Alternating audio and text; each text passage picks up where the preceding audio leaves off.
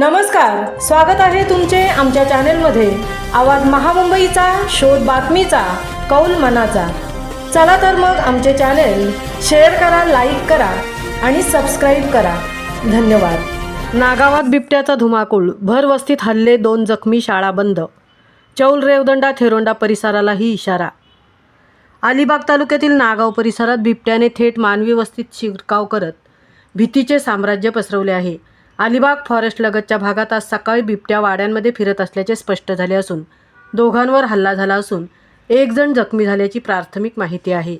जखमींना तातडीने रुग्णालयात दाखल करण्यात आले आहे। घटनेची माहिती मिळताच वन विभाग आणि पोलिसांनी घटनास्थळी धाव घेतली। बिबट्या सध्या एका वाडीत आश्रय घेतल्याचे निदर्शनात आले असून त्याला सुरक्षितपणे पकडून स्थलांतर करण्यासाठी विशेष पथक तैनात करण्यात आले आहे।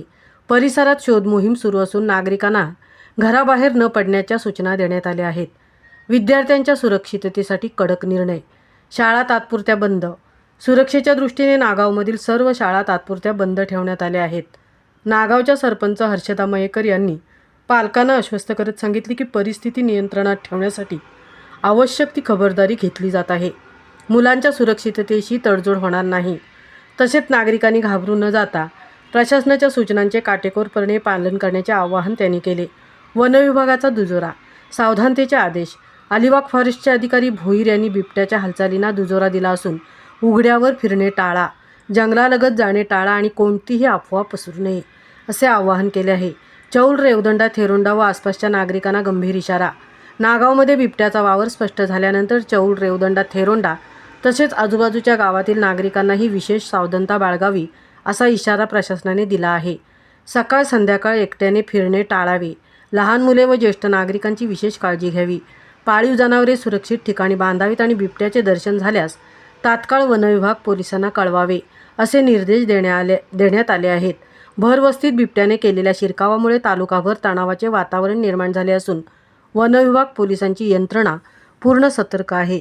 बिबट्याला मानवी जीवितहानी न होता सुरक्षितरित्या पकडण्याला प्राधान्य देण्यात येत असल्याचे प्रशासनाने स्पष्ट केले आहे। परिस्थितीवर सतत लक्ष ठेवण्यात येत असून लवकरच स्थिती सामान्य होईल अशी अपेक्षा व्यक्त करण्यात येत आहे। आवाज महामुंबईच्या चॅनेलसाठी निलेश फुंडेंसह तृप्ती भोईर, नागाव, अलिबाग। मी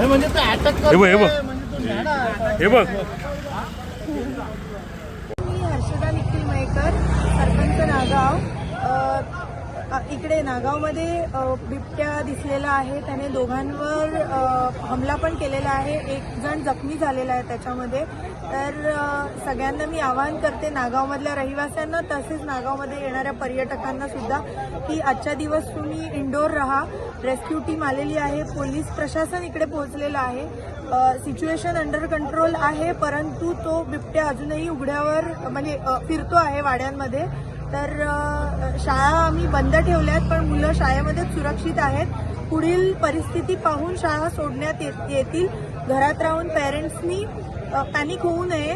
तर आणि सगळ्यांनी घरात राहून थोडं प्रशासनाला करत असलेल्या कारवाईला थोडं सहकार्य करण्याची मी सगळ्यांना विनंती